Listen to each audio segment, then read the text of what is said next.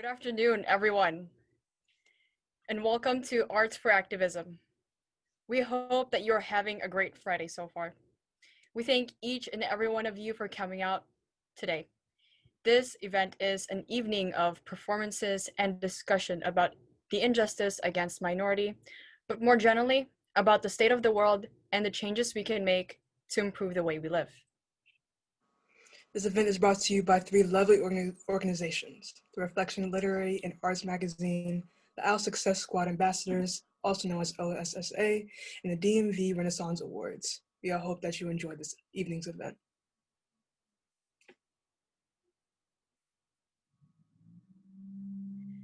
First, let us introduce ourselves as the host. My name is Ashby Lou Bito. I use the pronouns they, them, their.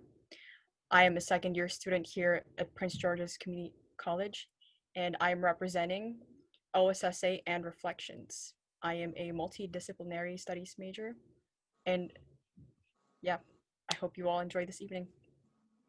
Hi, my name is Jordan Marshall. I'm also a co-host for your event this evening. Our pronouns are she, her, hers. I'm the ICC representative of OSSA. This is my second year at Prince George's Community College, and I'm a business administration major. Hey everyone, my name is Nicole. My pronouns are she, her. I will be hosting the discussions later in the program. I'm the editor-in-chief of Reflections Magazine. This is my second year at PGCC, and I'm majoring in both computer science and visual communications. All right, so let's look at our program tonight. So exciting, isn't it? This evening starts off with a set of performances, then we're gonna follow it with a discussion. After that, we're gonna have one more round of performances before halftime. And you can't have halftime without a halftime show, so stay tuned for a mini presentation happening then. After halftime, we have our second discussion session, and then two final performances. Finally, we will conclude our program with a short speech about how you can apply what you experienced today to the upcoming election. And that's our agenda. I think this is going to be the best 2 hours of your life. No? This evening we'll have a speaker panel for our discussions. Our gracious panelists for today are author, artist, and activist Jay Roddy, Great Loud Movement founder Monique Mo Gonzalez, and PGCC Chief of Campus Police, Mr. Grayling Williams. We will also have Dr. Sherelle Williams, who will discuss voting later in the program. All right, to warm everyone up, we will start off the evening with a set of four performances. These are all poetry pieces. So during the performances, if you feel moved by a particular line, we encourage you to drop some emojis in the chat. They can be the snapping or the clapping emojis. With that said, let us introduce our first performance of the night. Let us welcome Mr. Lee Da Vinci, who will perform his poem called Still Black. Good evening, y'all. My name is Lee Da Vinci. I'm a multi-talented artist. And like the host said, I'm doing a poem called Still Black. Just a little background on this poem. I wrote this out of my struggle of feeling like I wasn't Black enough. As a child, I grew up in a suburban neighborhood around, mostly white people, but also other races as well. And as a Black man, I have a lot of interests that go outside of what is expected of a Black man to be interested in. I listen to things like rap and R&B, but also like rock, alternative, pop. I listen a little bit of country. I've dated a lot of Black women, but also white women, Hispanics, different races. There are a lot of Democrats that say things that I like, but there are also Republicans that say things that I like. I consider myself an independent. I voted for the Green Party, but these are things that certain people will look at you funny, if you're Black, and almost like you're not being Black enough. And even though I'm Black, it's something that goes beyond just being Black. I think every human being can relate to the pressure of feeling like you have to be what your race tells you to be.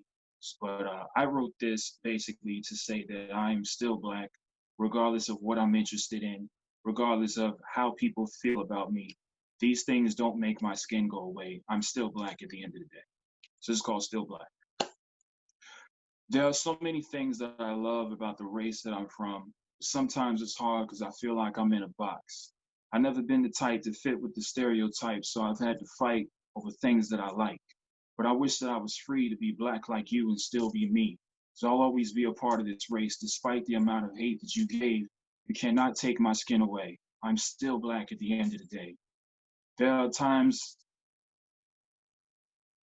I've been told that I'm a disgrace to my whole race, had death wished on me by people who look just like me.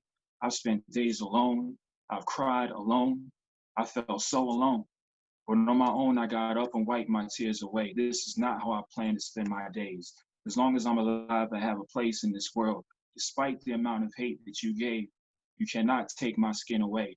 I'm still black at the end of the day. But I must confess, there are times that I feel like an abandoned child. I don't understand how we call this pride.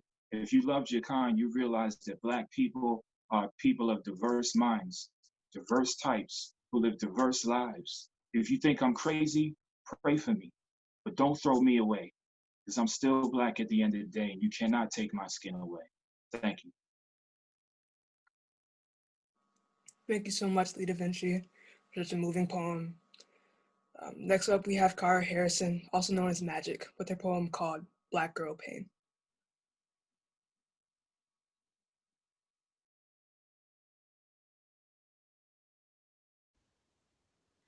Black girl don't get to be depressed. Black girl don't get to be anxious. Everyone think black girl arrogant. Black girl stuck up, black girl bitter, black girl angry, black girl not afforded the luxury of being human, vulnerable, weak, hurt. But the joke goes, a man walks into a doctor's office and says, "Hey doc, it hurts when I poke my arm like that." So the doc says, "Well then don't poke your arm like that." Black girl walks into the doctor's office and says, "Hey doc," and the doc says, "Have you tried smiling more?" Black girl walks into the doctor's office and the doctor says, and she says, "Should have known this pain not pretty enough. Should have known this pain not palpable enough a prescription. No one takes black girl sorrow seriously. Smile, black girl. Show your teeth." No one asks why we're quiet. They just learn to appreciate the silence. No one cares about those scars you're hiding. Who cares about the black girl who's more misery than magic? The girl who's seen so much trauma, it's tragic. No one cares about that black girl who's had to talk down 3 of her friends this year alone. The girl who has a suicide prevention hotline number saved in her phone, not that she needs it. She knows that number better than she knows the one to her own home. Me and my girls sit and talk about depression like the hurricane that it is. Destroying minority communities, families, sweeping those with the weaker foundation away completely. We remember when the destruction started.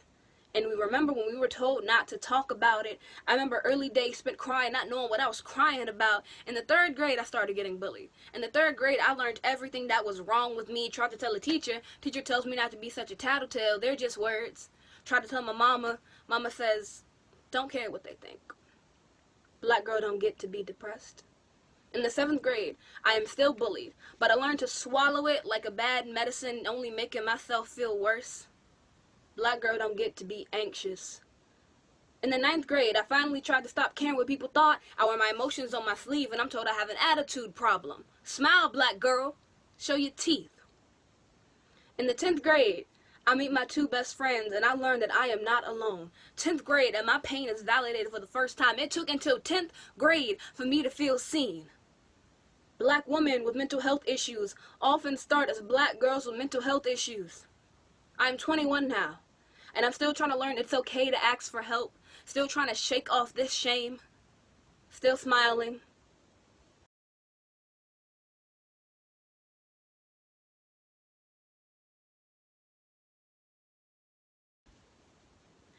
Black girl don't get to be depressed. Black girl.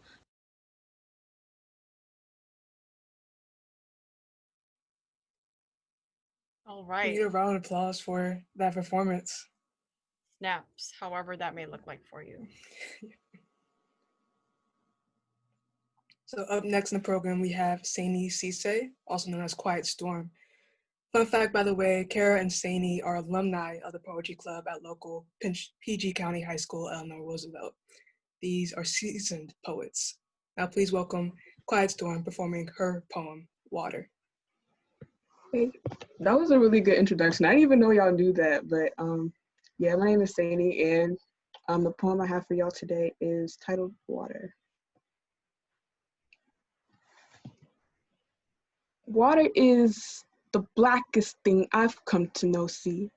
Black and water go hand in hand and way back to the Middle Passage. Water remembers our ancestors who couldn't bear to have a spirit that wasn't free, so they jumped ship, shed the body so the soul could return home. You could not keep them in enslavement. And remembers those who could not survive the journey and were thrown overboard because they never bothered, but to leave black bodies floating in the water. And maybe there is something in our spirits that's been dying of thirst ever since. Black is water and thirsty for help, but black bodies always gotta save themselves because everybody else finds it easy to look the other way and leave us to drown. Black boy drinking bottle of Hennessy like a magic potion. All his unacceptable emotions are washed down with the liquor and suppressed for a while longer. Water like 1950. Black body is barred from the swimming pool because black skin is too colorful and not lighter than a paper bag. The white faces laugh like, surely you ain't got no buoyancy in that body, and black skin ain't never come with the right properties to float. Your hair would get messed up anyway because your mama spent 2 hours to hot comb that hair. We have forgotten how much water we really are.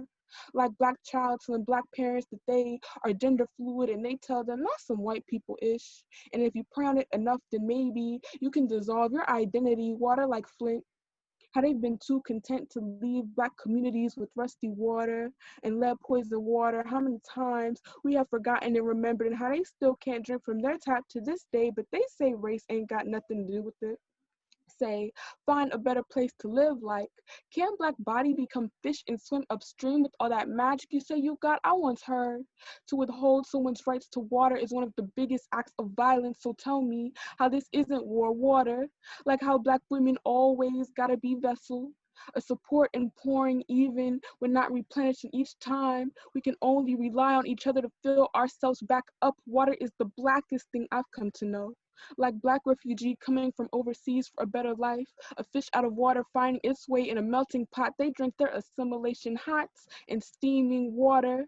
Like how we were never taught how to swim. Have you ever noticed how the body is 70% water and 70% of us don't know how to swim? Today, black children are at the highest risk to drown. Water like black depression. We are taught to swallow our sad and keep swimming because there ain't never been no sympathy for black tears. Black could scream and the world will still try to find a way to color our blues mute. We see water and black hair. It is fluid and winding. Now they always want to be on our wave, want to be seasick with slick edges and waves, but never know what it feels like to drown or feel fish out of water. Just want to drink from blackness without inheriting the black blues, only want to dip their feet in the water without becoming it. And always quick to abandon before the osmosis creeps in, but they still say it ain't that hard to swim anymore. And if you want to know a magic trick, just say black people invented water and watch white face turn flesh red with anger because they ain't come up with it first. All I have left to ask is, how isn't water the blackest thing you've ever heard? Thank you. Oh, wow. Thank you, Quiet Storm. Chills. I don't think there's anything else that needs to be said. Thank you. Following that wonderful performance is Mr. Nathan Adai, who also happens to be a student from Eleanor Roosevelt. Here is his poem, America, a Cold-Hearted Killer. Hello, guys. Like the host said, my name is Nathan Adai. Just a quick little introduction. I wrote this poem a few days after George Floyd's death, and it kind of just the events that took place inspired me to, really speak about a lot of the problems we have in this country. So here's my poem, America, a Cold-Hearted Killer.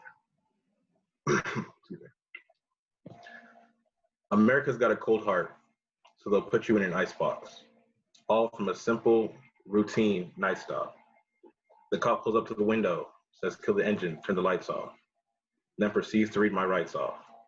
He said he can smell the liquor from my cough. I tell him, sir, I haven't been drinking. Just finished a hard day shift, wanted to take the night off. His name is Officer T, so I better watch who I cross. I ask him, what's the deal, boss? He says the meeting him tonight was my loss. He feels emboldened, knowing anything, he'll get away with anything, even without his camera or his mic off. He says he found the bag of weed that I tossed. But didn't you just say you smell alcohol?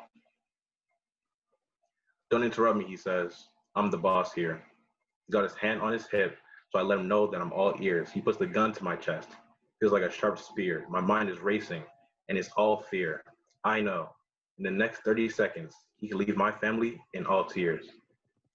I take off, taking my life into my hands and gripping it dear. He approaches, taking a couple shots from the rear. Blast so loud, feels like it's grazing my ear. Disoriented by the shots, off the path I veer, I crash. He pulls me out, says your ending is near. Brain bursting because nothing is clear. 2 shots, bang, bang. Now there's nothing left to fear. Thank you. Thank you so much, Nathan. Wow. Can we get some praises for our first amazing and touching performances tonight? Some praises in the chat, please. Yes. Now, we will begin our first discussion period. Nicole. Hello again, guys. I introduced myself a little bit earlier. I'm Nicole. I will be reading the discussion questions today, and with the help of my co-hosts and our team moderators, say hello to the chat team moderators, we'll communicate our audience's responses in the chat to our wonderful speakers. Everyone is encouraged to participate in the discussion. We love to hear from multiple perspectives, and it goes without saying, but please be respectful to others when sharing your viewpoints and opinions. All right, let's start off by having our speakers officially introduce themselves. J. Roddy, Monique Gonzalez, and Chief Grayling Williams. Take it away. Peace, what's going on, everybody? I'm J. Roddy. I'm an author, activist, as well as a poet. I'm an educator in Baltimore City. One thing I advocate is having a clear head and having a pure heart. Hi everyone, my name is Mo. I am the founder of Get Loud Movements, which is a queer artist movement based in California. I am a poet as well. I am an activist. I center LGBTQ folks in the forefront, as well as the youth, and I'm a youth educator as well. Hey, good afternoon, everybody. My name is Grayling Williams. I'm the chief here at Prince George's Community College. I've been in law enforcement probably about 40 years now, a long time. And I'm just so happy to be here and be part of the discussion. Thank you. And those are our panelists. Thank you all for joining us today. Audience, if you'd like to address or reference a panelist during the discussion, we'll have everyone's names at the bottom of our next couple of slides. I hope y'all are excited. Let's start our discussion. Okay, so after hearing our last poet Nathan and his piece relating to police brutality, I thought it'd be a good idea to start our discourse there. So our first discussion question to our panelists: what is your experience with police brutality?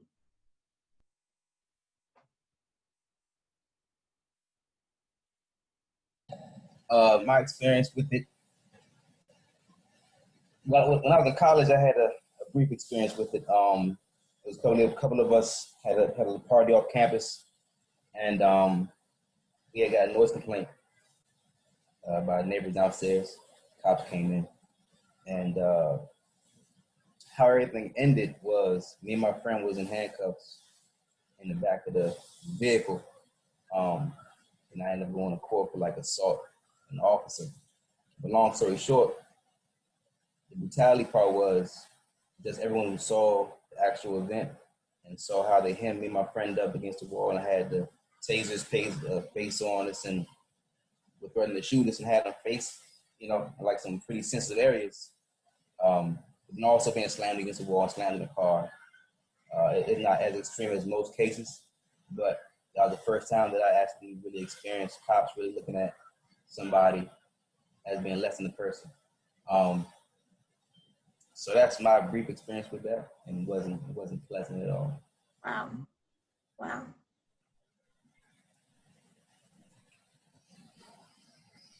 So my experience has been a little different. I haven't really personally experienced brutality. I've been, targeted, to be honest with you, when I'm off duty and I'm in, jeans and sneakers or sweatpants and a t-shirt or something like that. I know that I've been targeted. And I've seen police brutality, and there's been times when I've had to step in and, tell somebody to back off because, first of all, what they were doing was wrong. Secondly, don't put me in the middle of some foolishness like that where now we both get in trouble and there was really no need for you to do that. So that's what my experience has been with that. I would shy away from guys that, that's all they want to do, and, they just want to assert some kind of power and control. We're out there to do a job. If we're taking somebody into custody, hopefully you can talk them down and lower that level of anxiety and just, give them the respect that they're due. They may have to go to jail or whatever that evening, but give them the respect.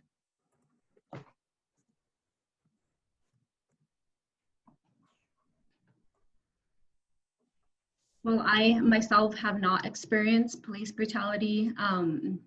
I do feel that as, someone who is supposed to uplift our community, it's really important for me and my organization that, we're out there and in these protests, and we are holding that space for our, for our trans siblings, for our, our Black community as well. And recently, with like Pride happening and with the epidemic, with all the protests and everything, it was really important that we held space and that we had our Black community and our trans community, be in that forefront of these protests. And I have never witnessed police brutality, and I know that if I were to witness it, I would definitely take action. So this is just something where, for myself as an activist and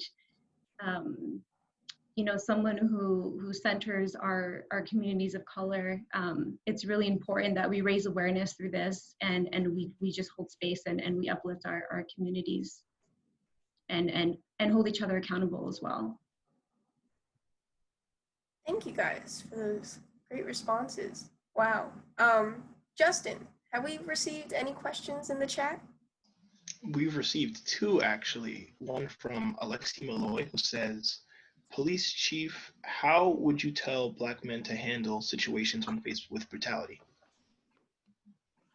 So if you're in a situation where it looks like you're going to be taken into custody, arrested, handcuffed, I would say just go with it. As a matter of fact, go limp. Let them put your arms behind your back and handcuff you, whatever. The last thing you should do is try to fight it right then and there. The last thing you should do is try to take on the officer or officers right then and there. Get their name. If they have a badge number, get their badge number, and then file a complaint or get your lawyer and file a lawsuit or whatever you want to do to fight that. But right then and there, out on the street or wherever this situation is taking place, don't get involved in resisting arrest. Fight it afterwards. If you feel that you've been wrong, absolutely, fight it afterwards. There is a whole entire mechanism that the public doesn't get enough information about as far as how do you complain about treatment, what the process is, and how these things go. But again, right then and there on the street is not the time to, you know, take that action.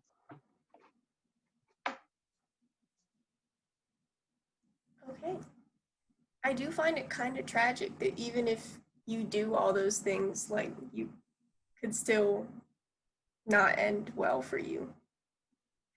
So when you say not well, what do you mean? Well, you could still, like, people could still take violence on you, the officer, I mean. Sometimes that happens. Probably not with you specifically, but with some officers. Yeah, and that's why I encourage people to literally, you know, for me, I would say just boom, go limp, let them just put your arms behind their back. Don't give them any excuse, because 9 times out of 10, especially in today's world, you're gonna have people from the community, public around, and they're gonna be, you know, doing what they do, you know. So it would be better, you know, for you to not look as though you were the aggressor. You know, if somebody does something wrong to you, make it so that, you know, hey, I had complied, I had given up, I wasn't fighting or anything. And Nicole, there's another question that comes from the chat that I feel is a more general one that our panelists can address. It's from Nina Madden, and they say, how can we relate or feel for others and their activism if you've never been exposed to the behaviors? So whoever wants to go over that. Oh, and J. Roddy, your mic is still, there you go. I think it's a sense of understanding that can just come from sympathizing with someone, empathizing with them, seeing where they come from, their point of view. I think as long as we will find those intersection points where you can relate, or at least see how this can happen, or at least see how you can relate to it and put yourself in those shoes, it makes it a lot easier to have people who have not been exposed or experienced it themselves to actually feel for that person or feel for that cause.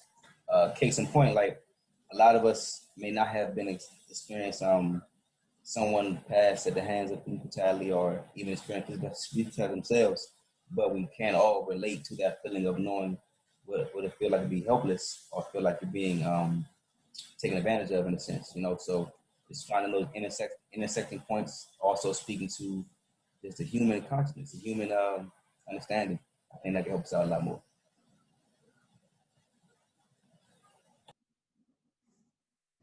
Thank you.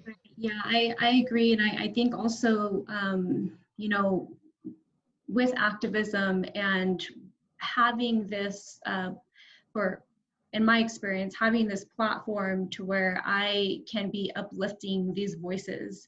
And for me, it's a way of definitely gaining a lot more understanding of those experiences.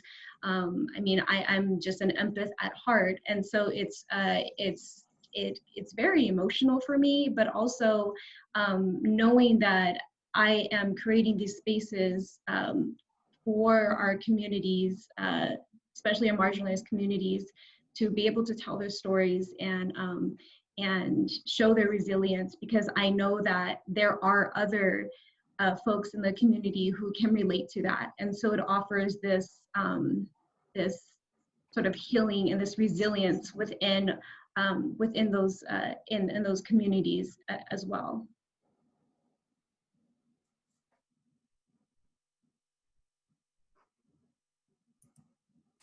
Yep, I agree entirely with all of your points. It's good to ask people how they're feeling about these things, because it gives you a better perspective once you know what they're going through. And with that, there's also one more thing from the chat. It's not a question, more a point. Witness videos have been crucial to proving innocence and to establishing the facts versus police actions, and that is from Ann Stoddard.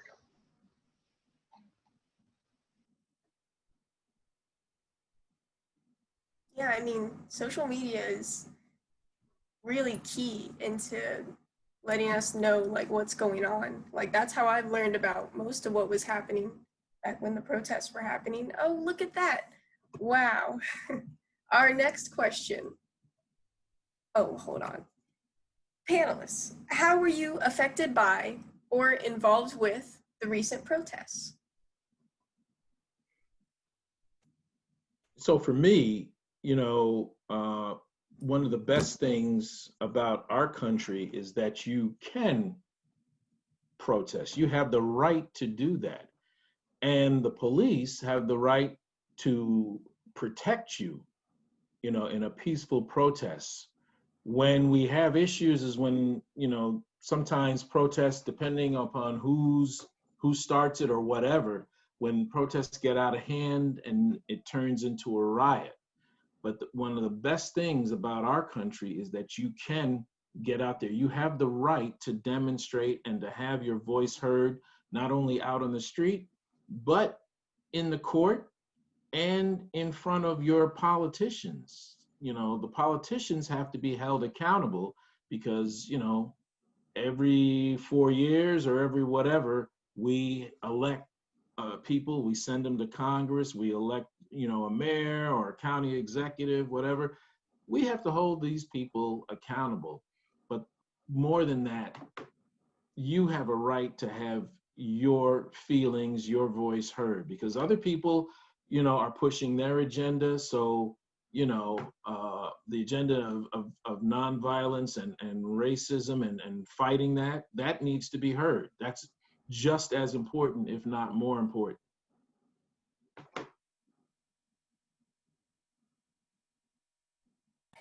My experience with the protests, how I was affected by the protests, I want to say like post undergrad, getting out there and just seeing more and wanting to be more active in the community, just from some of the social unrest. It's kind of like my start, but most recently with George Floyd, it really sparked something different within me. It was like the straw that brought the camel's back in this sense, because it changed everything. How I looked at just civil disobedience, how I looked at direct action, like a lot of different things. So what I did was I threw or led a protest marching from Malcolm X Park in DC all the way to the MLK Memorial. And we went through Black Lives Matter Alley. That was the first time I did something on that scale. And just looking back and seeing the people that was walking with us made everything, all the time, all the preparation and calling and texting, and putting the plan together, and made it all worth it. But now I still feel as though, as I always felt, that would never be enough. But it's still a sense of dissatisfaction knowing that. And it's just trying to find what else can be done. And we know there's a legal route, there's a political route, and there's also more of an educational route.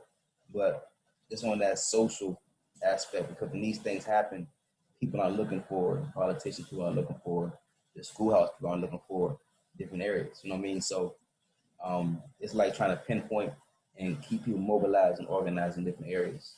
So that's been my experience and how I've been affected by the protests recently. For me, so we live in a really small county. It's Ventura County in California. And there is a small section of the county, which is Oxnard, is predominantly Latinx people of color. And it was important for us to create this. It was actually our first ever, it was like a Pride March / BLM protest, because what we were seeing was that, our trans siblings, our Black trans siblings' names go silent. And so it was important for us to have one, to uplift these youth who really, in the beginning, these youth came to us, and they saw what was happening with George Floyd and Breonna Taylor. And so, in the midst of the pandemic, it's always like a challenge, because we're worrying about health and our vulnerable communities, but also there was no question, it was just our first my first instinct was just to help, how can I support you? And so with our platform, community really came together for these youth leaders. And it was, it was really amazing to watch. And in addition to that, in addition to those protests, that's sort of when like Pride Month was starting to happen. And that's where us as, as a queer-centered collective was, okay, what, like we need to do something, and so that's when we did that Pride March, and but we really wanted to let our Black queer siblings know, that your lives matter too, and because they were still seeing discrimination, even within like a recent Juneteenth event that we helped organize. And there were some folks in the community that didn't want a queer Black speaker to be speaking. And so that is also kind of what fueled that into this protest. And so for us, it was really just a calling of this support for all of our Black siblings, our LGBTQ Black siblings, our trans Black siblings, those who were, murdered in the hands of the police, and it was great. And we made sure that those protests were led by our POC leaders, by our Black leaders, and we really just came and we just made sure that they had everything that they needed, and kind of just give them that platform. And in addition to that, we also held space for them to share their stories, so that way community members can listen to all of their stories. And I think in the midst of all of this, it really also called attention to a lot of the injustice that was happening within Oxnard. And Oxnard is, like I said, with predominantly Latinx and our PLC community. And so it really just brought up a lot of just all of these other things to light that weren't really being talked about a lot. And yeah, I mean, it was it was a lot of feelings. But overall, I'm just really honored that that myself and my team had the capacity to be able to hold space for our community. And I just want to add one other thing, that with all the protests and everything, especially when they kicked off after what happened to George Floyd, one of the things I want to impress upon people is that every police officer does not sit there and co-sign on the bad behavior of police officers that are brutalizing citizens, shooting people for no good reason whatsoever, or putting their knee in their neck. And unlike some of the other incidents that we've had in this country, after George Floyd, I was very proud to see police officers taking a knee at some of the rallies. And, because obviously as a police officer, you can't actually get out there and protest with everybody. There's many police officers that would love to, okay, if the truth be known. And there's a lot of internal, strife within police departments amongst people that have, a different view from some other officers that may have one view, and the public never gets to hear about that. So that was one of the best things that I saw this time around, is that police officers finally were in uniform taking a knee, and supporting the best way they could, the cry of the outrage of the populace.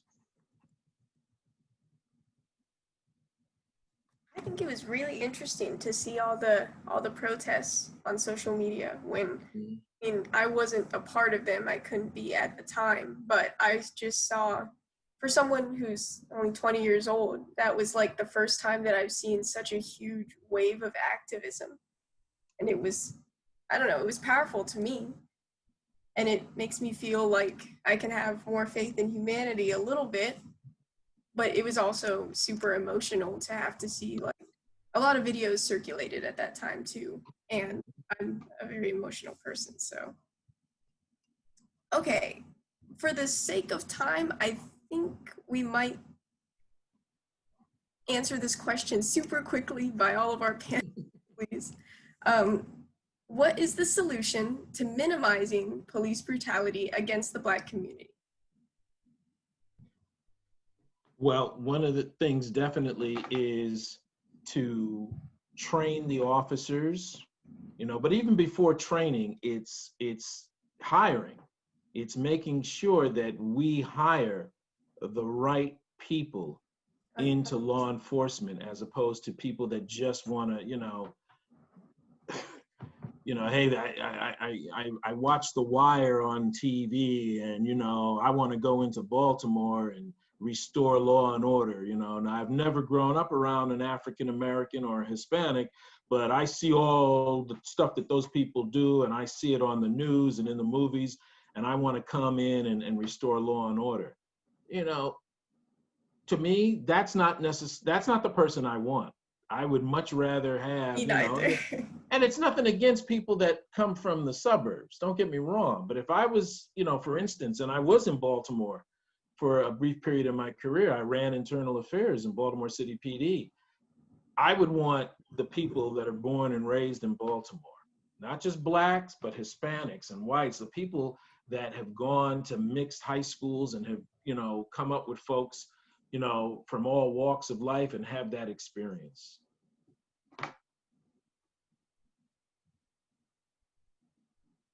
I think the main thing, and just briefly, is keeping that respect real.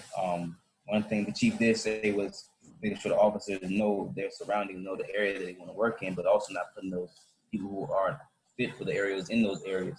And on the community side, I think it just goes from just having a sense of trust restored, a sense of trust, and that comes from just that respect, and then also some time and some better experiences to kind of prove that it can work and it can happen.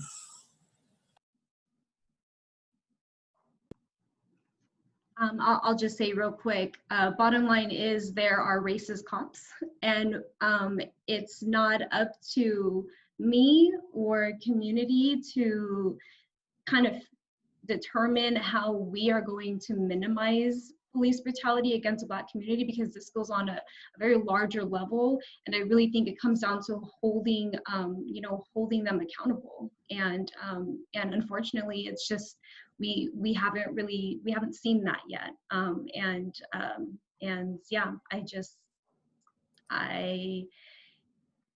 I hope that it gets better, but it's just with everything, with Breonna Taylor and just the results from that, it's heartbreaking to see, and so more needs to be done within the justice system. I understand that. Yeah. Thank you, panelists. So I think that closes our first discussion session. Great job, everybody, and great job, audience members in the chat. Keep on sharing chats so that we have stuff to read from you guys. JP, can you introduce? I'm gonna mess up that word several times today. JP, can you introduce our next set of performances, please? I sure can. Let's get amped up for some more poetry performances. We have one of our hosts sharing today. Please welcome Effervescent Child, also known as Ashby, performing their poem, Like Long Lost Friends. Thank you for that wonderful introduction. You never truly left me. I wouldn't let you if you tried.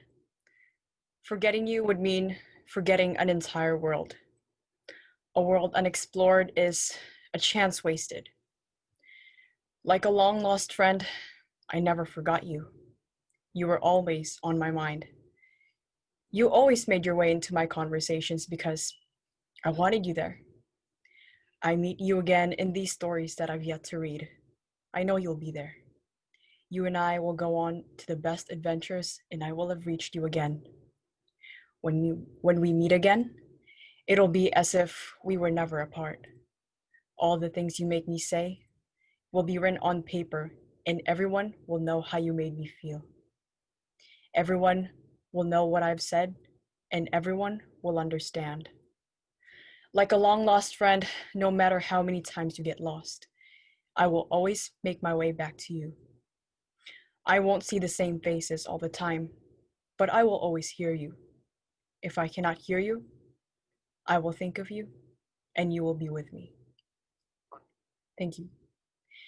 So I wrote that poem as an ode to my native language. I am a Filipino and I'm an immigrant.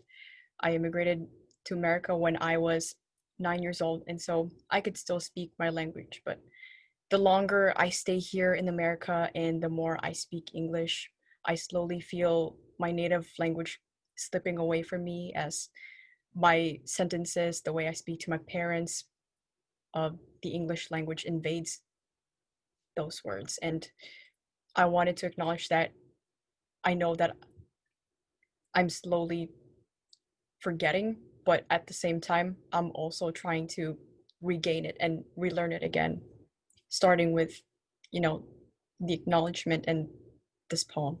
Thank you. Thank you so much, Ashby. That's such an interesting view on language and your culture. So now we'll introduce Khalil Houston with his piece, Invisible Children. What's up, family? How y'all doing? Besides everything, I just hope everybody is okay during these times. Hope everybody is healthy, and yeah, and I'm glad to be here. So this piece is I actually did this piece. It was actually a class project that I did from last semester when everybody had got locked down on the campus because I go to VCU. This is my last year. So the poem is called Invisible Children, and it's based on being Black in America, but at the same time is not being seen as human or not being seen as an American or not seen as something that's important. So just a backdrop on that. And it was dedicated from the two authors, not the two authors, but it was dedicated from the poetry book called The Citizen, and it was dedicated from W.E. Du Bois' autobiography. So yeah.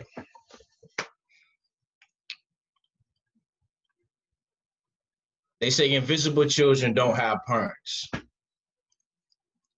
That our birth certificates don't have signed signatures, dates. That we come from a place of nowhere. Where home sits between a dream and a reality, that home is not a place where the heart lives. That a heart is made for a human body, and this body is not considered flesh. That this body is a glass house that doesn't come from a household. That this body is made of brim and got stoned by those who couldn't see our faces, and we wonder if home ever seen our depths. Did it see the grave sites pile up while our bones were buried beneath its foundation, and we hope that our screams were heard from our bedroom doors? Will monsters watch us sleep every night to appease their appetites? Every morning, we're told not to hit our knees. That even though we go to church, invisible children has gods that you cannot see. That America deems us as children born of sin, too dark or too invisible to reap the blessings from this dark soil that was harvested from dark people, that was taught to remain invisible from the sun, from the whip, from master's late night cabin fever. Grandmama said she gave him everything and all she got was a slap on it, like the cow she milks, the cow that's seen as a citizen before her. That America's milk is more important than a Black woman's vagina. It's funny it's funny how, excuse me, y'all. It's funny.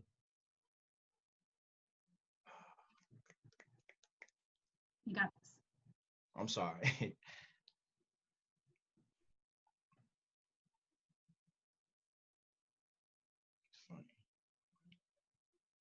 That America's cameras only flashes in my face is when I'm running with balls that dump between her legs. The irony of Mandingos flexing their strength to see how weak they are, but we've never been seen as strong before.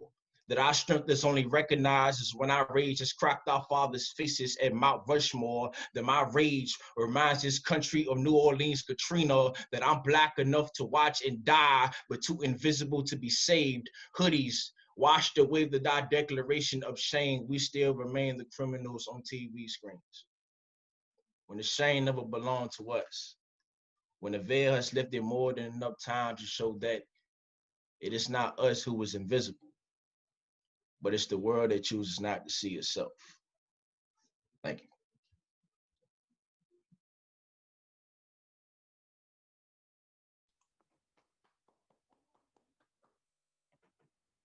Thank you, Khalil. I was just so entranced that I forgot to mute myself. Now, let us welcome one of our panelists, Mo, with their piece, Pride Month.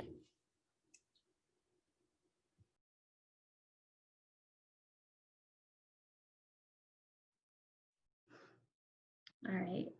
So this poem is it's always my internal like conflict with Pride Month. So we have Pride, and then usually after that we start planning a Transgender Day of Remembrance event, which happens in November, and it's where we honor the lives that were lost due to anti-transgender violence.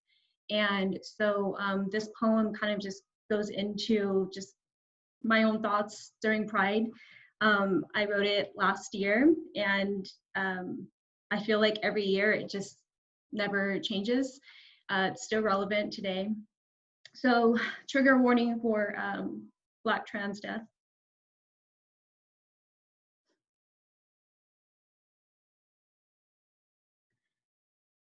It's Pride Month and Black trans women are still being murdered, still being turned into dust in the hands of hatred.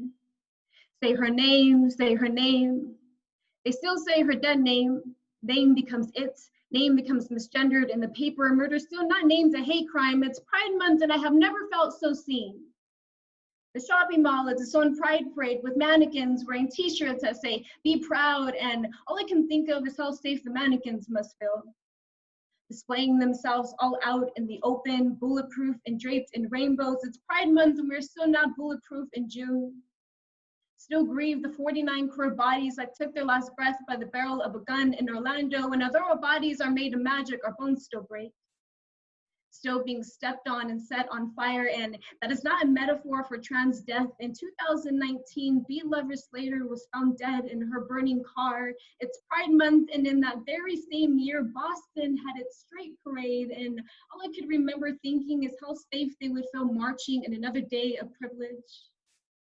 Holding giant American red flags, signs sponsored by Chick-fil-A saying God has no place for fags, and all I can think of is how me and all the other straight presenting queers would blend in. How every day I'm proud and open and still breathing. I can't count the number of times I came out to strangers and still survived. It's Pride Month and Black trans women are still being murdered. This poem is for those who choose survival over celebration. Choose to remain in the closet, remain in the clothes that keep them safe. This poem is for those who try and do all and yet still don't feel as safe as the mannequins do. Even while draping their bodies in things that don't feel like home. It's Pride Month, and I know I should be more proud of how far we have come, but I cannot ignore how every year we mourn the very people who liberated us from the beginning, how Pride parades sometimes feel like we're stepping on the bones of too many trans bodies and not saying their names. So I will keep fighting before I celebrate until there is a world where we all live proud and open without being turned into dust by the hands of hatred. Thank you.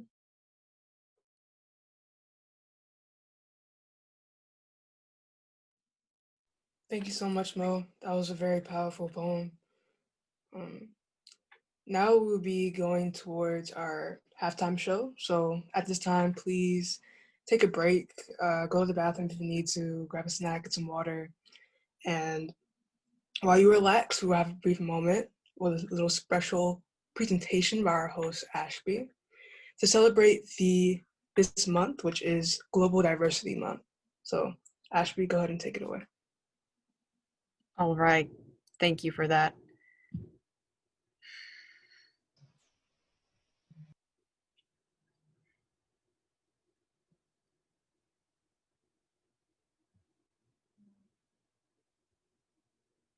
All right. Can everyone see their presentation?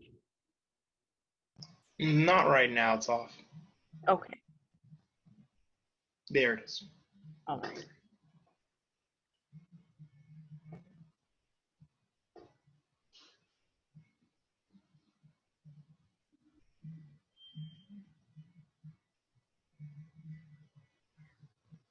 Okay, everyone, as our host just stated, October is Global Diversity Awareness Month. All right. Let us start with some numbers to put us all in a certain perspective.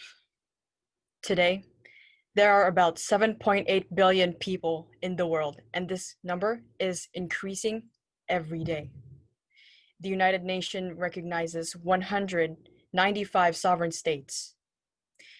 The world also speaks about 6,500 to 7,000 languages. Note that this number is always fluctuating because languages are evolving every day and linguists are working hard into classifying languages and dialects. Red, white, and blue are the most commonly used colors in country flags. In fact, there are only 2 countries in the world that do not use red, white, and blue flags. Those countries are Jamaica, which they use yellow, green, and black. And Sri Lanka uses burgundy, green, yellow, and orange. This is America, or at least its population makeup. As you all can see,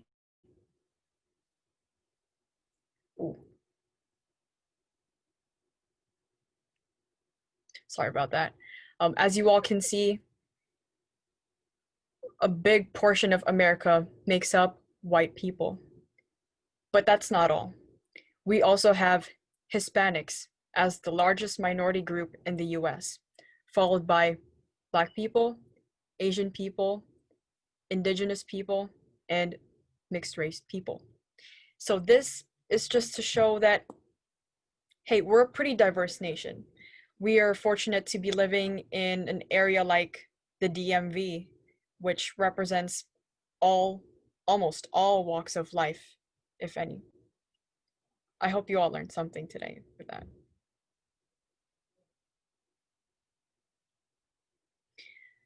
In addition to being Global Diversity Awareness Month, this month is also National Hispanic Heritage Month, celebrated from September 15 to October 15. Let us start with some statistics and facts. Spanish is the second most spoken language in the world, with approximately 414 million speakers. It is only behind the Mandarin Chinese language.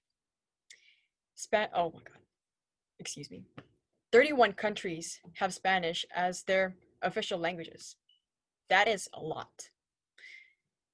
By 2050, the USA will become the largest Spanish-speaking country with approximately 132.8 million speakers. Also, Prince George's County's Youth Poet Laureate is Hispanic. Her name is Marissa Michelle. One difference between the Hispanic and Latinx term is that not all Latinos speak Spanish, but all Hispanics do.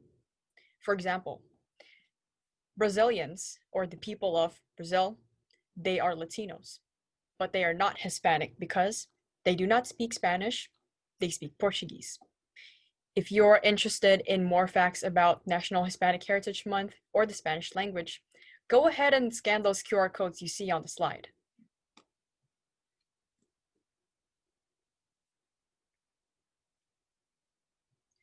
All right, in addition to National Hispanic Heritage Month and Global Diversity Awareness Month, October is also Filipino American History Month.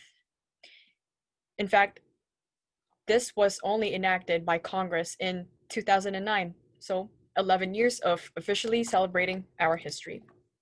If you look at the leftmost infographic in the artwork, you will see some writings. That writing system is called baybayin. In fact, that language was used in, or the writing system was used in the 16th and 17th centuries before being replaced with the Latin alphabet. This writing system was almost wiped out from history due to colonization. In the further text, you will see that maybe the quality for some of you may be low, and so I'll go ahead and summarize it for you. It was in the marshlands of Louisiana where Filipinos first settled permanently in 1763, although further evidence can be found as early as 1587. These places where the Filipinos settled were called Manila towns, similar to Chinatown. Note that Manila is the capital of the Philippines. The Filipinos settled here or there in the Gulf Coast of New Orleans to escape the merciless Spanish colonists. Sorry about that. And they were called Manila men. In the center infographic is showcasing our very own superhero named Darna. She is at the likes of Wonder Woman, Superman, Captain America, and your favorites. And so with that, Darna is a fictional Filipino comic superhero created by Mars Ravelo and the artist Nestor Redondo. Her powers constitute of enhanced hand-to-hand combat and fighting skills, flight, super strength, super speed, and nigh invulnerability. Her origin story constitutes of her coming from a deceased extraterrestrial, basically from the sky, outer space, all that great stuff. And she manifested herself with a woman on Earth named Narda. To activate her powers, Narda must swallow a magic white stone and shout her name, Darna, to transform into the mighty warrior. She fights for those who cannot fend for themselves. She fights both common criminals as well as major villains like Valentina. In the rightmost infographic, you will see that it is called the jeepney, and that is our cheap transportation in the Philippines, very popular. You will see them everywhere if you visit. And so with that, these jeepneys come from the American occupation of the Philippines in the 1940s. They were first used by the military forces, which at the time it could only seat 4 people. When the Americans left, the Filipinos remodeled it so that it could accommodate not just 4 people, but 18 to 22 passengers. This was done by putting long benches on both sides of the jeepney. Even though they're cheap transportation in the Philippines, they're more than just that. You will see that jeepneys have different artworks in them, and they're customized with LED lights, stickers, spray paint, and more. In that way, they're like mini moving galleries which showcase the Filipino culture.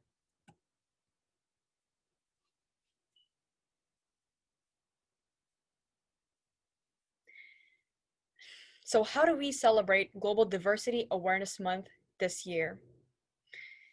Even though we're in quarantine, we can still do some things like watch and start supporting foreign movies like Parasite, which won 4 Academy Awards this year.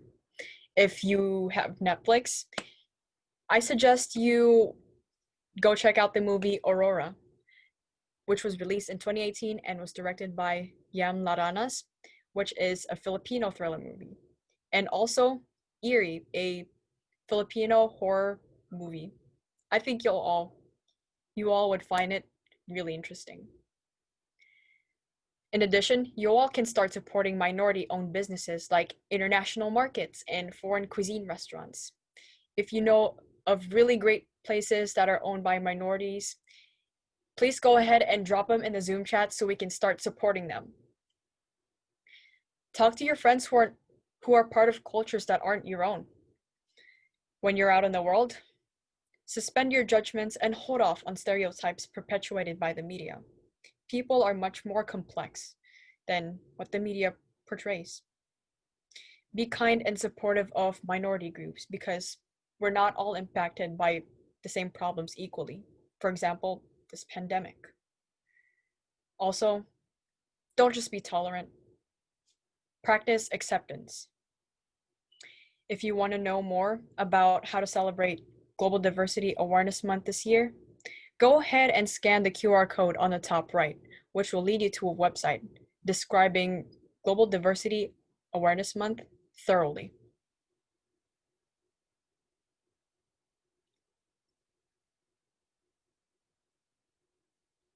To close, I would like to share 2 quotes with you all. Christian, Jew, Muslim, shaman, Zoroastrian, stone, ground, mountain, river. Each has a secret way of being with the mystery, unique and not to be judged. And that was from the poet Rumi. Henry David Thoreau also said, "It is never too late to give up on your prejudices." Perhaps it is recognizing the beauty of our differences and seeing the awareness as an opportunity to learn more about those who do not act, speak, or look like you, that we shed away our prejudices. Thank you.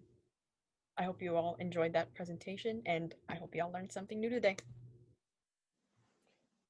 Thank you so much, Ashby. That was very informative. And if you want any access to the information that was presented in their slides, check out the QR codes, or that will be dropped in the chat or available after the show.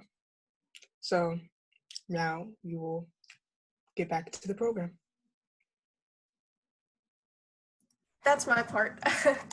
Welcome back, guys. Okay, so I hope the last couple of performances are still ruminating up in your minds, because our second discussion period is going to be more LGBTQ+ oriented, like Mo's recent really powerful poem, Pride Month. Speaking of the LGBTQ community and Mo, could you explain to us what the Get Loud movement is? Yeah, so Get Loud movement is a queer artist movement based in California. I say we're based in California, but really just we have been showcasing artists from all over the US, which has been really amazing, just in spite of all of these circumstances. And yeah, so it's artists of all range, visual art, spoken word, singers, musicians, dancers. We do center queer, Black, trans, Indigenous, people of color, and youth first. And we also hold space for allies, those questioning. So we really don't, very inclusive space. And yeah, and we are on Get Loud Movements on all social media platforms. So Twitter, Instagram, Facebook, and we have a website as well, which I'll add in the chat. Okay, thank you.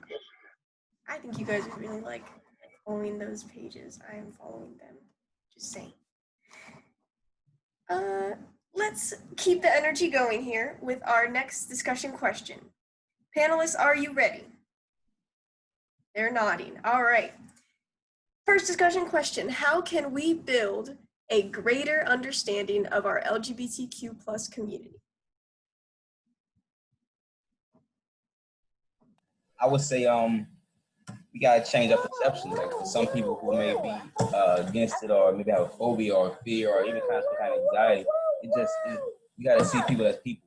At the end of the day, that's the main thing I think can be a great understanding. As long as we see people as people, that's how we can relate to. We can start relating to those losses that we're suffering, the Black trans community that are suffering. We can start feeling for that and start working towards that. As I was saying before, we can find intersectionality that can take us a long way. So I think in this case right here, if we keep humanity the main thing, we shouldn't be worrying about a person's preference. We should be respecting their growth and development as an individual. So I think that's what we can create the greater understanding at one point.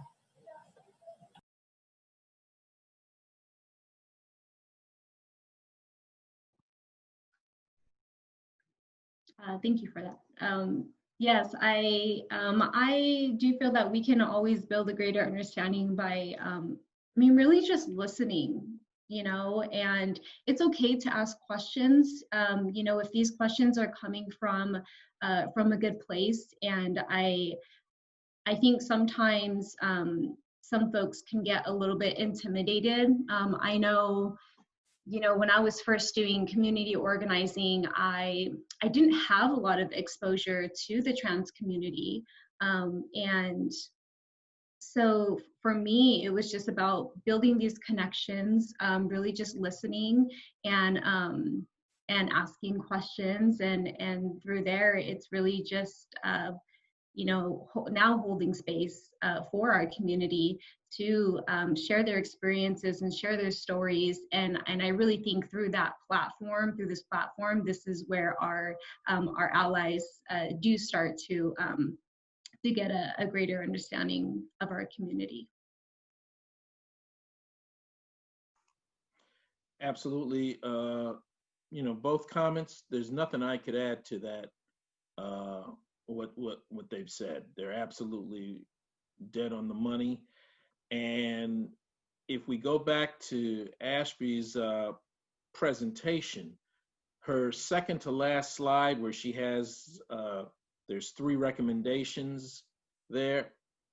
That's what we need to be doing, to get more understanding amongst all different types of people, is don't prejudge people, don't buy into stereotypes, and be open, to learning about somebody that's different from you. And that's a major thing for all of us is, as a police officer, the worst thing I can do is that all my friends are cops. That I don't get anything from that.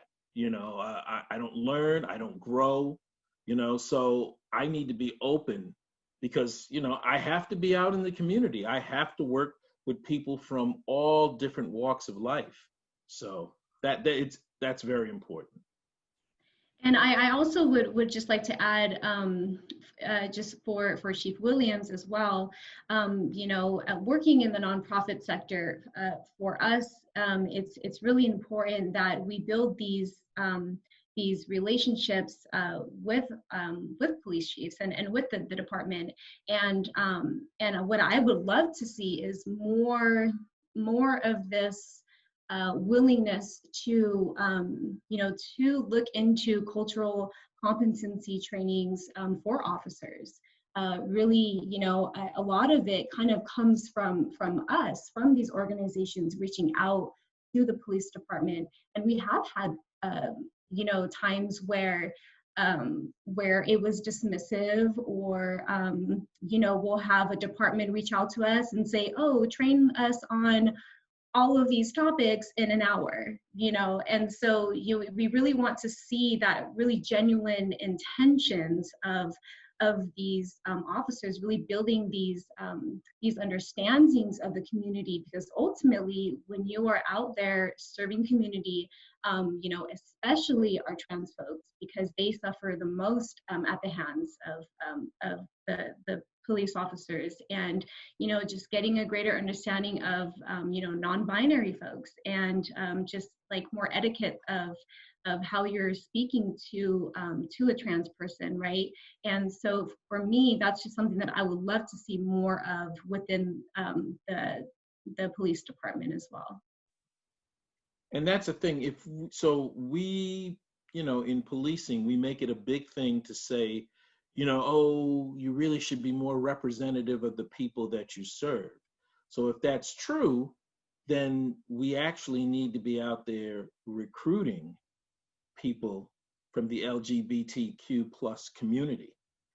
We need to be doing that. Just like we, traditionally we always go after Blacks, Hispanics, and women, but we need to build on that. I will tell you, I have several friends over in England who either retired or are currently with the Metropolitan Police in London, and they do an outstanding job of literally recruiting people from the LGBTQ community, because they realize that, if I don't know everything about a certain community, then I need to, embrace that community, but I also need to bring folks from that community into policing so that they can help make the department better and broaden our scope of understanding.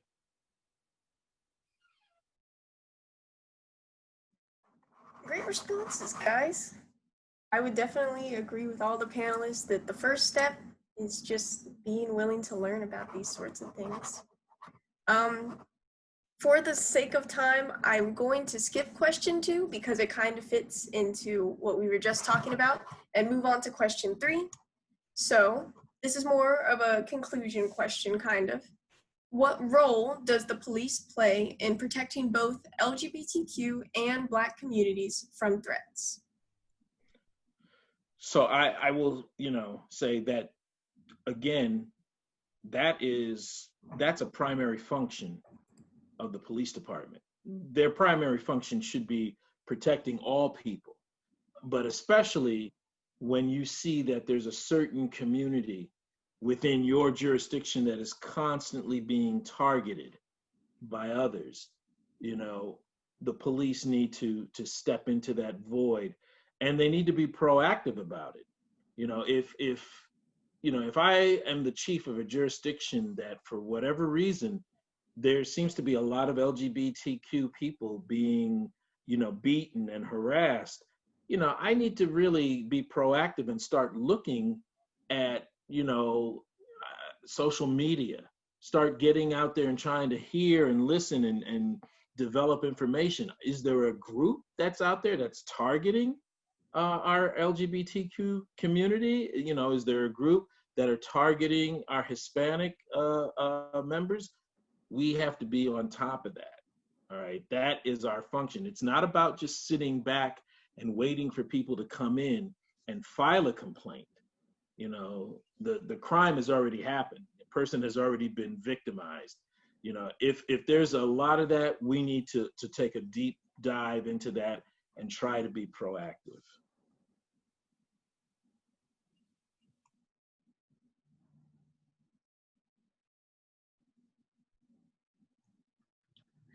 Yeah, and I also feel that, we have these threats from community, and then we also have threats within the system, and I do feel that it's important that, officers hold each other accountable. I mean, we see it on the cameras, right? We see it in these videos with police brutality and stuff happening where there's usually that other bystander cop who isn't doing anything. And so I think when it comes to, these groups who are disproportionately being affected, that's where I think accountability comes in. And then also just going back to that, education piece, right? That cultural competency of, hey, if an officer, misgenders someone or handles maybe a pat down procedure wrong or something along those lines, we want to know that, another officer is going to step in and going to, and address it. And in that moment, educate, right? So it's just that constant. So I do think it's still that core education piece and holding each other accountable within the system, and then also like Chief was saying, really taking a look at community, and what's going on within community, and kind of what areas to really focus on as well. And I will say that,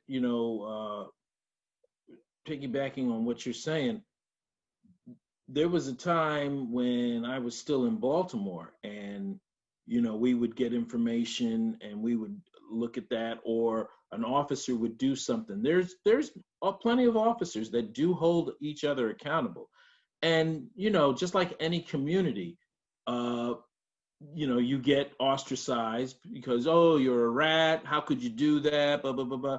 And you have to have, the fortitude within yourself as a human being that, so you stand up and you say, well, what I saw Williams doing was wrong. There was no need for that extra hit or what he was doing to the arrestee, because the person was under arrest. We had him in handcuffs. He was under control, and Williams just kept doing stuff that was inappropriate. So yeah, I turned him in. We have to continue to move that accountability, and we have to do it the same way you would see a doctor. If we were in a surgical suite and I was a doctor and Mo was a doctor and Nicole was a doctor, and we're working on somebody and you clearly see me doing something that's wrong, it would be Mo and Nicole's job to kind of step in there and say, hey, hold it, why don't you let me take over here, as opposed to protecting me and protecting my, my reputation. Or we can't step in on Dr. Williams because, he's one of the oldest doctors here, in the hospital. So, we clearly see him doing something wrong, that's detrimental to this patient. The police have to be the same way.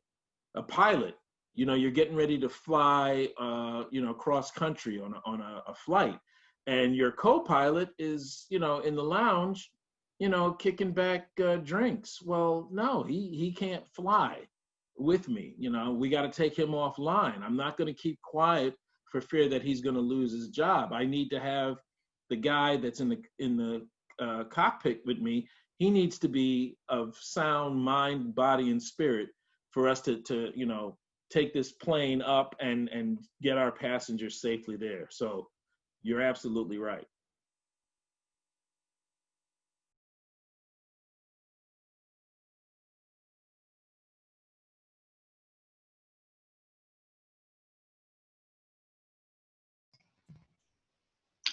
Would any other panelists like to comment on this point, or do you think we could go back to question 2 if we have more time and if everything's been said about this?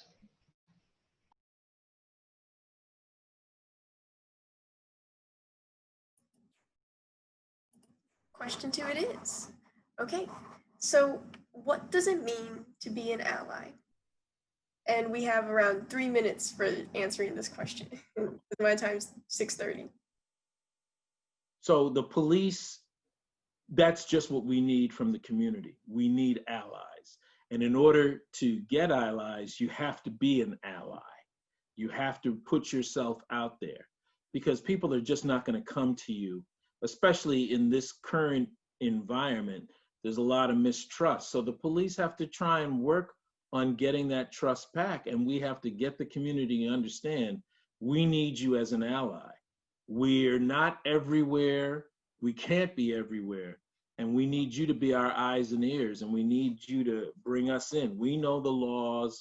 We know what needs to be done, how to handle a certain situation. If there's, drugs or something that's plaguing your community, we know how to go about putting together a prosecutable case to take people into custody and take them into court, or to, hopefully take somebody, if they're youthful offenders, maybe not put them into the criminal justice system, divert them into some other program or some other area where they can get, skilled trade, vocational training or something like that. But we need allies from the community. Thank you. And I think we have time for just about one more panelist to put in a quick word. J. Roddy, Mo? To be an ally is to actually practice your allyship. And, I think accountability is just like a repeated word, but it's so true. And, really just holding each other, holding someone accountable, if they're saying something transphobic or, or homophobic or anything like that. And yeah, to really say like, hey, that's not okay. And then also, learning about the community and, and ways that you can help uplift this community, right? So it's actually practicing, it's doing, it's not just hashtags and reposting. That's not allyship. I think that's maybe a tiny bit like piece of it. It could be, but it's really just practicing it. Okay, thank you, everybody. Well, that is the end of our second discussion period. On behalf of our host today, I'd like to thank all of you for coming and being a part of this discourse, because your voice is greatly appreciated and greatly important for these kinds of conversations. We need to have these conversations. In fact, since you guys have been so good to us, we have a little reward for you guys. Can you guess what it is? The slide is up there. More poems. Yeah. JP Ashby, please do us a favor and introduce our next two poets. All right. So our first of the final performances is from the Reflections magazine veteran Sister Joy. She is PG County's Poet Laureate. Ain't that cool? And she was also the featured poet for our unveiling ceremony last year at Fall 2019. Like Kara, she was also unable to make it live today. But luckily, being a virtual event, we have videos, right? And so let us welcome Sister Joy in spirit with her poem, What Will It Be?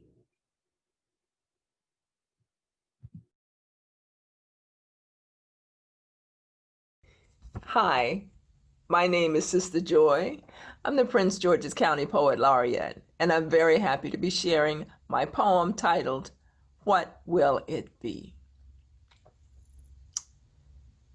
And what will it be? That thing that brings dreams to life, sets visions ablaze in the mind's eye of would-be champions who dare to do new things based not on charted paths, but boldness of spirit, quest for the best with test of integrity every step of the way. What will it be that breaks the mold of the old ways and views, sees the need for something new, challenges today's reality, unleashing the vibrancy of possibility based on shifted and lifted expectations? Are we willing to do the work required for success, knowing nothing less will do? What passions would be awakened by purpose, previously deaf due to circumstance? There will always be voices that say, this is not the way. But will you stay the course, commit your life force to what you know is true? A new tomorrow, one that inspires, uplifts, and unshackles, could be the prize. Let us dance to this new song. The very thing we have longed for awaits us, calls us to raise more than our voices. New choices will make the difference. Fate, that arbiter of tomorrow, no longer simply awaits our reply, but dictates that we feel the urgency, see the immediacy of need. Will we heed her call? We have a choice. Today, as we stand poised at destiny's door, the question remains, what will it be?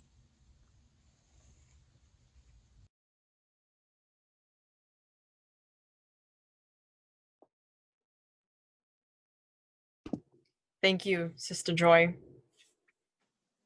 What a wonderful piece, and a piece that makes us reflect about the way we do things. Let's finish strong with another one of our panelists' performance. So welcome back Jay Roddy with his performance of a Black life. Peace, peace, peace. Yeah, this poem is entitled A Black Life. I recently performed with Elevate Poetry, and it also premiered on Art All Night, DC's Art All Night, September 18th. Yeah, that way. Goes on, goes on. All right, goes like this. If we can be more amicable, he see love show. They just killed Philando and George in the same zone. 3, 2, only one stopping me. My enemy is my inner me if I nod to sleep. My enemy is the prince of deceit, demolishing families. Each week of this quarantine is bothering. No dapping and wrapping up like my palms are these. Fists enclosed, my palms can't breathe. How you make all the wrong choices, then complain you in hell. Listen close, I got a story to tell. Doing the knowledge to enunciate on American gods. We in America versus devilish odds. We in America where the worth of the frauds. Hope the stars align to pick up the charge. Hell avoid to carry Jim, Drew, and John. This ain't imaginary. Bar strap strength get involved. It's more original than counterfeit. Remember this, y'all. Strive to understand the thinking of the system in question. Apply strategies to outrage, a deeper connection. Livelihood at stake, I mask up and take the stake off the devil's plate. I know what I'm ordering, don't record to get in. Unpopular opinion. Liberties are being limited, while reputations incinerate from media mode and madness. Sko told me if I hold the phone till it's my time to speak, the truth will be clear. Peace to power is ours, we the most devoured. So we know the beast is obese, no sleep for hidden cowards. The lights on, see the sun shower. The python seen the god scowl. The golden wolf howl. The earthquakes made heaven gates pry open. A fly supernova for eye openers. Will shine long like lines for coasters. How fast immediate, expedient. How fast when decades pass like team assists. Still we see this, like fingerprints. And we know who the genius is. It's genius, we see our fear. How many brothers know brothers with armor? Ready to bring the heavy artillery to Casa de la Blanca. How many sisters know business Obamas? How many nurses know doctors and scholars? Uniting the process, unites the conscience. Higher learning, fire burning, Jeremiah in the bones of the God sent. God's people need to know God like denying the prophet. God people should know God like I'm dying to meet you. Like I'm side your equal. You the guy like me too. You the squad we like D new. D Wilder come swing through. Mike Tyson, come here. It's just us. You the change, we can change us. And put down the megaphones so we can really free some domes. Black life. Peace.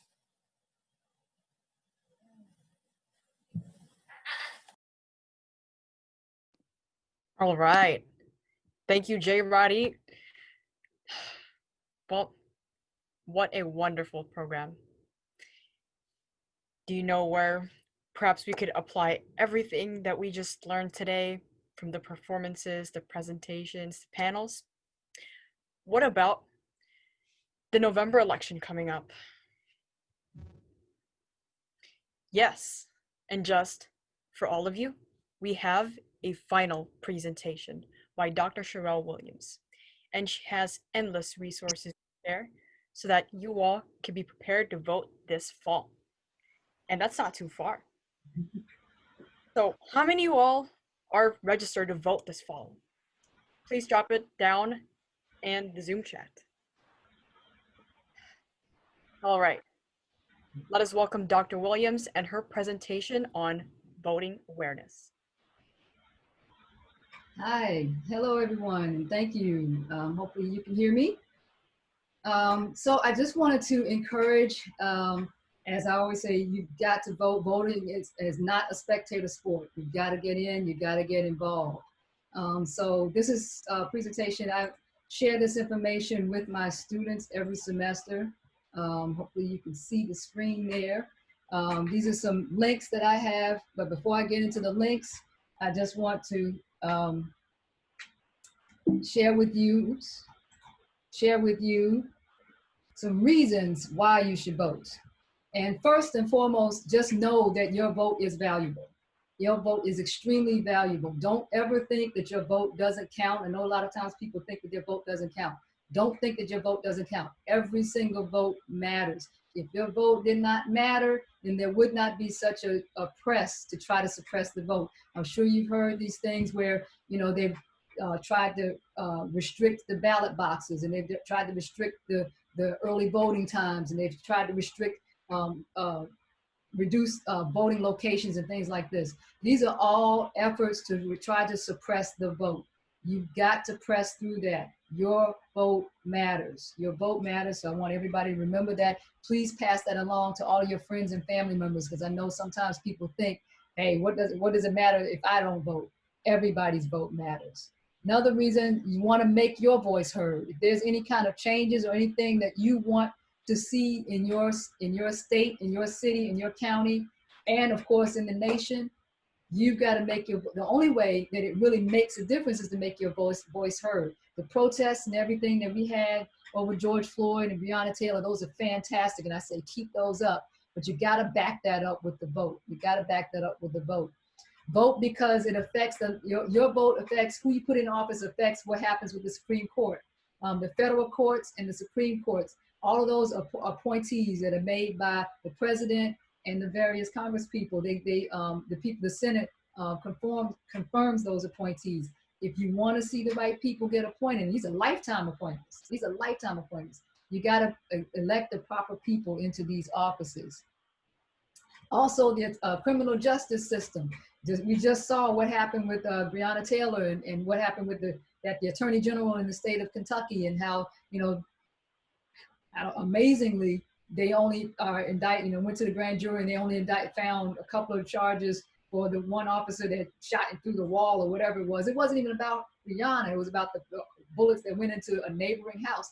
I know that angers a lot of people, but guess what? That Attorney General position in Kentucky is an elected position. The people in Kentucky have voted that person in.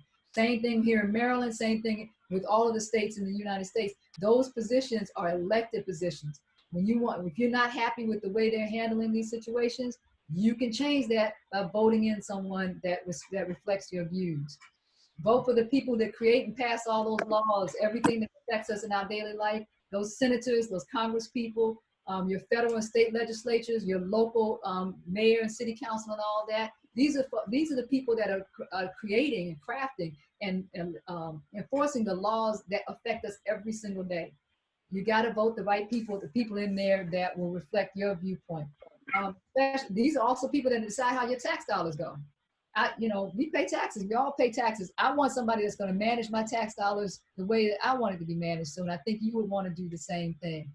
But remember, there is no perfect candidate. You're not going to find a candidate that's going to, you probably won't, I'll say, not find a candidate that's going to reflect every single viewpoint that you espouse. But what you want to do, you're not going to marry these people. But what you want to do is try to find a candidate that most closely represents your viewpoint.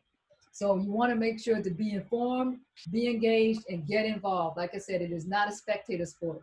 And like my dear friend of mine said, this is not a game. It is very, very serious, especially as you can see everything that's going on now. We have got to, the only way that change happens is to get involved. So with that said, I've sent the organizers all of this PowerPoint and a couple of other ones, but I've got plenty of links here. If you're not registered and you live in Maryland, there's some links here to take you to where to get registered in Maryland, or to check the status of your voter registration, or to request, if you haven't requested an absentee ballot and you live in Maryland, you want to vote by mail, you want to go on and request that tonight, because it's going to take some time to get to you. So you want to go on and, if you haven't already done so, go on and do that. If you live in DC, here's the links for DC. If you live in Virginia, here are the links for Virginia. The deadline to vote in the general election is this coming Tuesday, October 13th. So if you're not registered, or if you have friends and family members that aren't registered, help get them registered. Encourage and impress upon them the importance of voting.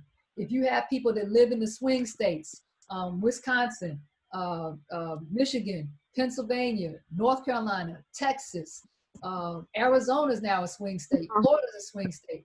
You want to encourage them to vote. This website here, Plan Your Vote, that's the link there. It gives all the information about voting in that particular state. People, you can just share that on all your social media.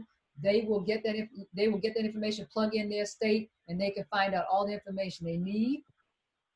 I've got several voter information websites here. I've highlighted the two that are my favorite, the When We All Vote and the I Will Vote. The When We All Vote is the one that Michelle Obama is affiliated with. But they're excellent. All four of these, you can get, again, voter information, where to vote, checking your status, and also the When We All Vote, they've got voter resources that you see there. Took a screenshot there.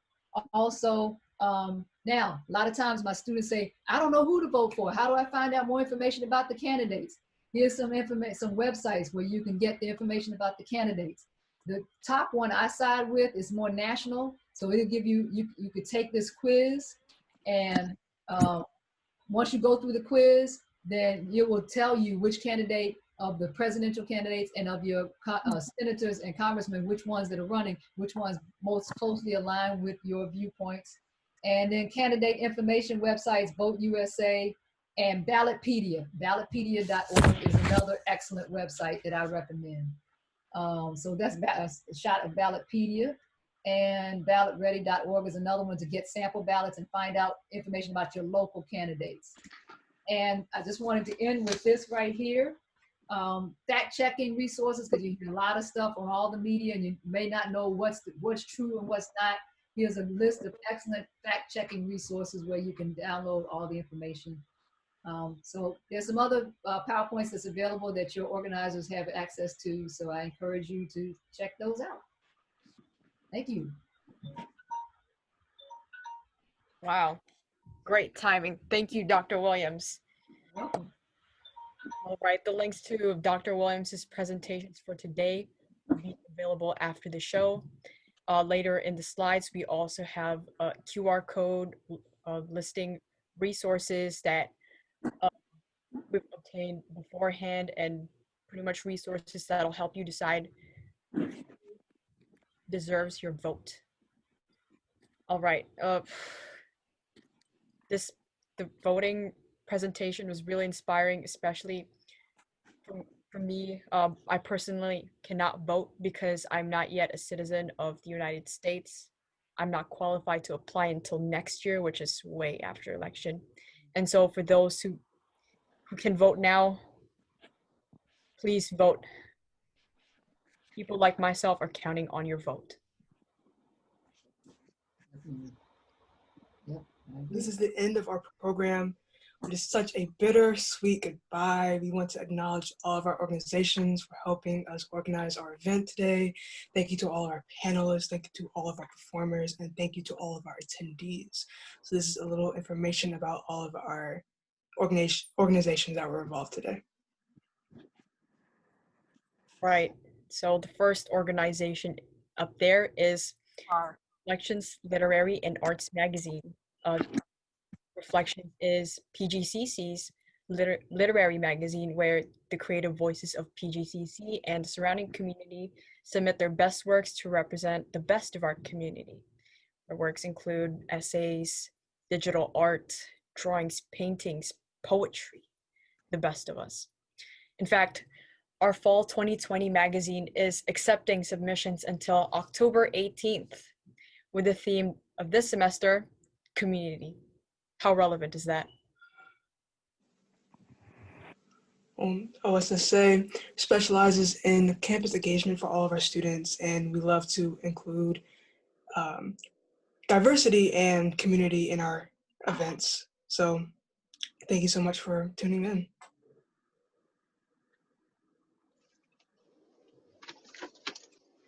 Are you coming inside?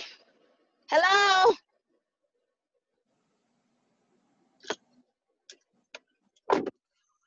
My name is Crystal Lynn, and I am a poet, actress, host, and co-creator of the DMV Renaissance Awards. Our purpose is to acknowledge poets in the DMV area and reward them for their hard work and many talents. An award show will be coming spring 2021. In the meantime, however, we do host open mics on IG Live every third Friday of the month, 8 p.m. Eastern Standard Time. Our next show will be October 16th at 8 p.m. with the feature of Kim B. Miller. You can follow us on IG at DMV Renaissance Awards. And we thank you guys for including us. We thank all of you, all of your hard work. And we are very proud of all of you. Thank you.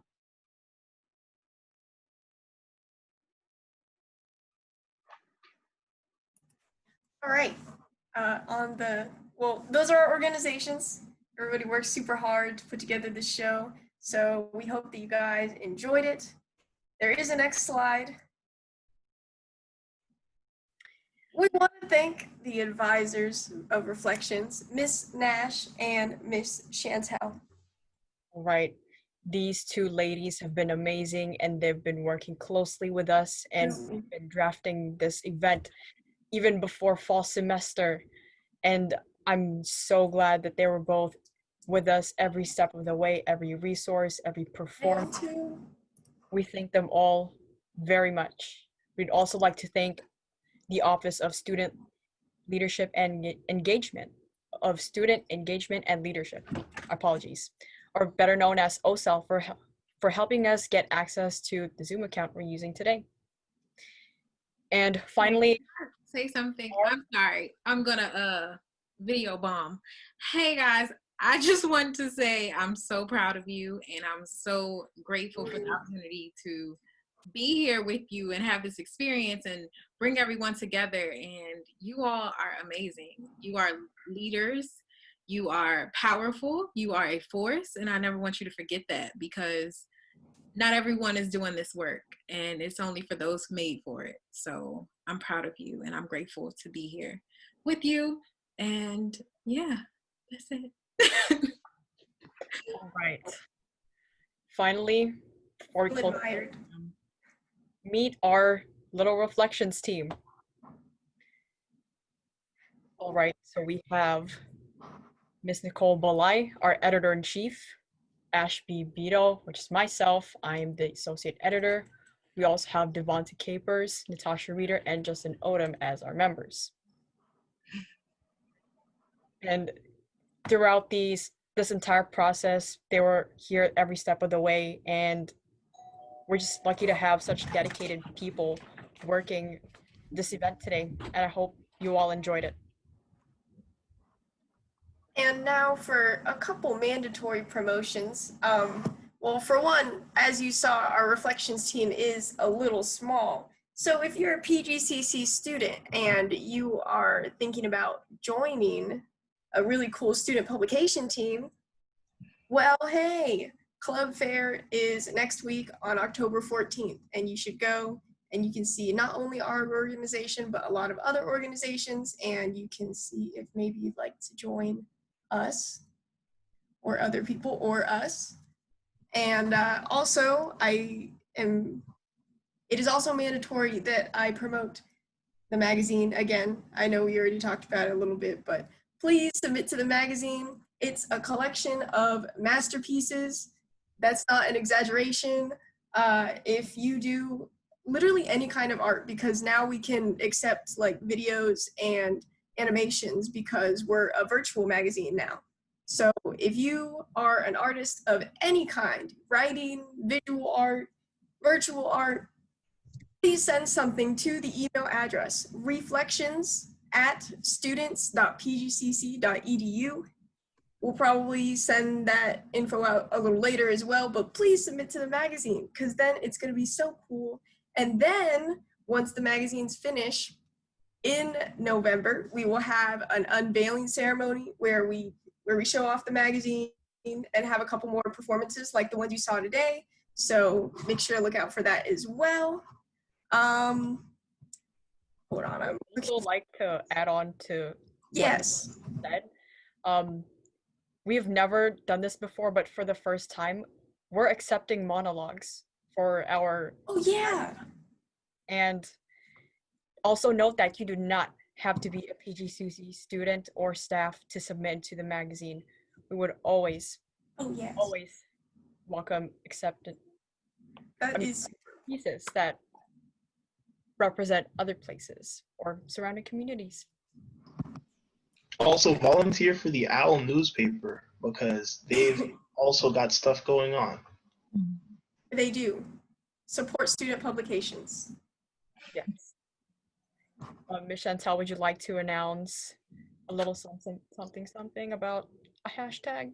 Oh yes, last but very not least, if you are still here, we are grateful for your presence. We know we took a little more time than y'all expected, but we're grateful. Anyway, PGCC did a voting initiative this week, and we had a Twitter storm at 2 p.m. The hashtag is WeReady2020. Like we as in like you and me, W-E, We Ready 2020. So go ahead and join the conversation on Twitter. If you are on social media, come holla at PGCC and talk about this voting stuff because it's serious. All right. I think that covers everything. Since you attended today, we have your email, and there will be a post survey sent out asking you guys how you liked the event today and put any comments so that we can make amazing events like this again, maybe in spring semester or next year. And with that email that we send out that has the post survey, there will also be links to all of the resources and slideshows that you saw today. It's all going to be in there. It's going to be a very long email, but you're going to be so happy that you have all those resources and the QR codes So please look out in your email boxes for another email from Reflections. If any of the other that is it. So if you really must leave, you can. We're sorry for holding up your time just a little bit. But if any other organizations or speakers or performers want to make any promotions, now's the time. I do. Hi something in everyone, the this is past. Miss